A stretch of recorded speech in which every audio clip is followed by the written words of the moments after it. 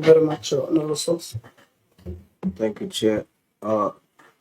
Principal, on your equity slide, just to understand, are you saying that out of a total of 340, there is only 2 foreign nationals that's now naturalized? No other foreign national is part of the staff. Is that what you said?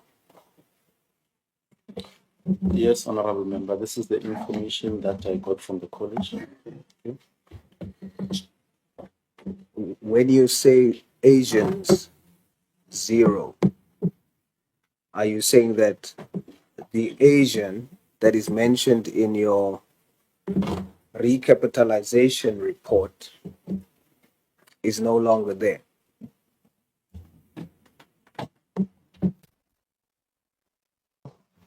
I will need assistance. I'm not sure which report you are referring to. Maybe other members can assist as well.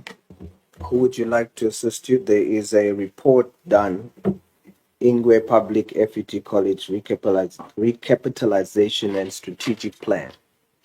And in that document, there is mention of 1 Asian staff member.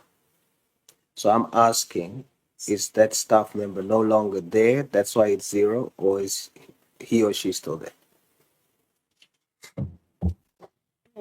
In the absence of the chair, honorable member, can I assist? With my knowledge, we never had an Asian in the past 10 years in our staff establishment. Thank you, Chair. So it's 0. So the document I will then have to submit, I suppose, and then you guys can clarify, because I have the document in front of me. And it's a document produced by yourselves that says there's 1 Asian staff member. But because of my time, so can we agree that I'll submit the document and then you'll provide clarity with regard to that? Principal, when you say you advertise nationally, what do you mean by that? What advertising mediums do you use so that you try and achieve the equity target? Just quickly, please. Okay. By that, Chair, we mean we are using City Press, one of our medium, and we also take our positions at the level of assistant director and particular engineering lecturers to systems like DPSA. So we are using those 2 as our national. Would you agree that the mediums that you use is not basis for you to confidently say there's no interest for other races to come to your institution?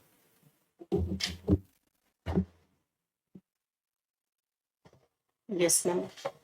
So would we agree that you will now do more to ensure that you reach more of a racial complement so that you attract more of the other races? Because currently you have 0 colored South Africans, 0 black South Africans, 0 white South Africans, and 0 Indian South Africans. And I see now why. It's too limited. You can't confidently say that they are not interested. So do we have an agreement on that? Yes, ma'am, I would agree. Thank you so much. Very quickly, DDG, when will the college receive a full-time principal?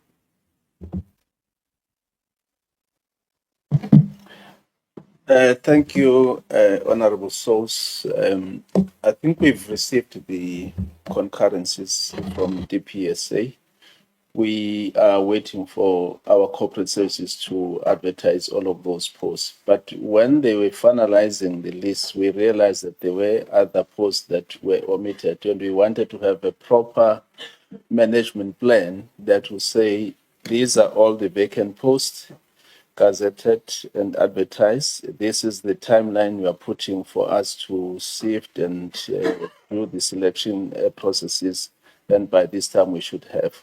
So we've been engaging with my colleague, DDG Corporate Services. I'm hoping that we'll get this plan by next week so that at least we know where and when can we have this post finalized. So our plan, Honorable Source, was that when we sit for interviews of principals, because it's the same, we just want to have that in 1 week, and we conclude, and then we can move to the next level, DPs and so forth. So that is what we're hoping to get from DDG Corporate Services. Thank All you. right. So in terms of timelines, by next week, you will know from corporate services when this will take place. Once that is established, then it will take 1 week after that to ensure that there's a principal. Honorable source, the advert must still go out. No, I understand that. I Yes. mean, we now When talking when that when that is done, 1 Yes. week. That's what we are planning. All right, David. Labor. When you say poor sanitation at Siteto, give me an example of that. Paint a picture very quickly. Poor sanitation. What do you mean? What is the actual, what is happening? Quickly.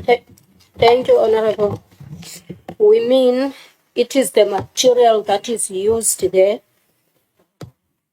So it with chemicals, the general workers are having a problem with the cleaning materials that they are using there.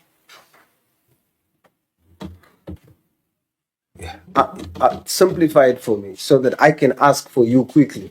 You see, I'm trying to get, what is the experiences there by workers? When you say poor sanitation, are you saying there's no toilet paper in toilets? Are you saying that, yeah. Yes. With toilet papers, it is the cheap toilet papers, the one that when you even use it, it comes to your hands. Even the chemicals that they are using, they have the problems in their hands when they are using those materials, when they are cleaning the toilets or the offices and the classrooms. Principal, is it true that there's not adequate material for cleaners to ensure sanitation? That's what I can get. That's one. Two, is it true, because in also the labor's presentation, they say that staff and students at times has to relieve themselves outside. Is that true? Thank you, Honorable Member. I have done with the Chairperson of Council an assessment of the ablution facilities. We can confirm that they are not up to the standard which is expected. Hence, I indicated that immediately after that, we convened a special meeting, and I've given instructions in terms of how these matters must be handled. And I've also, requested the CFO to make sure that we do it correctly so that we don't invite unnecessary troubles in terms of management of finances, but it's being attended to. Is that you saying to me that staff and students has to use and relieve themselves at times outside? I wouldn't say that because it has not been presented like that to me. So what we did, we introduced ourselves to staff. We made a commitment that based on what we have seen, there's going to be improvement and changes. So there was no engagement to give us firsthand that information. We are basing our discussion on what we have seen. What have you seen, Principal? The ablutions for the students have got running water on the floor. The basins are not clean. Some of the toilets have not been cleaned like for a long time. That's my assessment. So let's go. Yes. Just for time, not out of disrespect, right? So let's just go quickly. So if the toilet has not been cleaned, that means it's not been flushed and all of that kind of stuff. So a student comes, it's not cleaned, he or she will not use that toilet. He will then need an alternative and will go outside, correct? Yes. So we can agree that staff and students are often forced to use or relieve themselves outside. Based on that, we can agree. Do you think that is correct, Principal? Absolutely not. Hence, we have immediately attended to the matter. When it came to our attention, we have not wasted any time in terms of giving instructions that the matter be attended to. Yes. I would just want to remind you that those students, those staff members, those are South Africans, It's our people. I urge you, principal, and all your staff, let us treat our people with dignity and respect. There should be never a time when a staff member or a student, when there are toilets, that they have to go and relieve themselves outside. It is on us. It's our responsibility to uplift ourselves. Thank you, Principal. Thank you, Honorable Sons. Ambassador with you. Thank you very much. Just straight to the questions. The first one would be the policy on Point of order, Chair.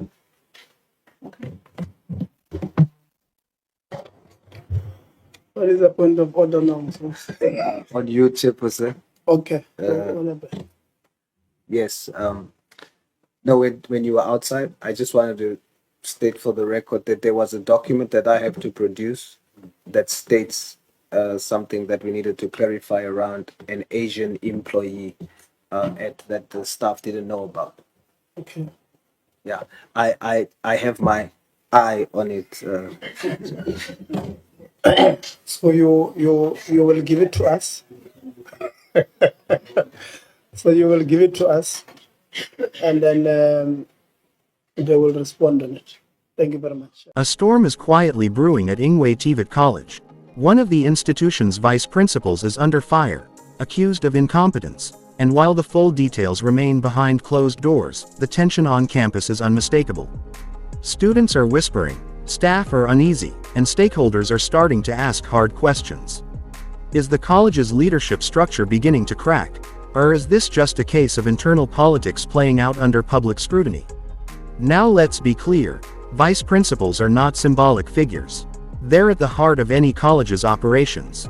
From curriculum oversight and staff management to administrative planning and student success strategies, they play a critical role in keeping the engine running.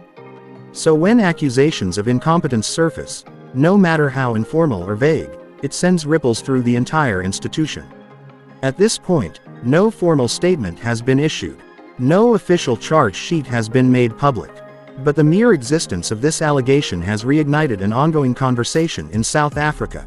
How are our public colleges being run? Who is holding senior staff accountable? And what systems exist to evaluate leadership performance in our TVET sector? This isn't just about one person. It's about the structural health of an institution that serves thousands of students, many of whom rely on Ingwe TVET College for a future beyond poverty. When leadership falters, it's not just reputations that suffer, it's the quality of education, the morale of staff, and the hopes of students trying to build their lives. And here's the uncomfortable part: allegations like this don't come out of nowhere. They might start as informal complaints or whispers in corridors, but when they gain momentum, they signal something deeper. Either there's genuine mismanagement at the top, or there's a serious disconnect between leadership and the rest of the institution. Both are dangerous. Both need addressing. But how do we do that? First, with transparency. Institutions like Ingwe need to stop burying their problems under layers of bureaucracy and silence. If an accusation is made, credible or not, there must be a process for investigation that is fair, open, and accessible. The public has a right to know that their educational institutions are functioning properly. Second, we need strong systems of evaluation. How is the performance of senior staff measured? Is there regular auditing of leadership efficiency?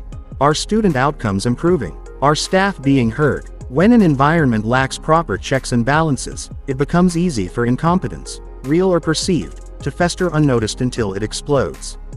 Third, we must remember that due process matters. A public institution can't afford to run on gossip or character assassinations. If the vice principal at Ingwe has done nothing wrong, then an investigation will clear their name and restore order.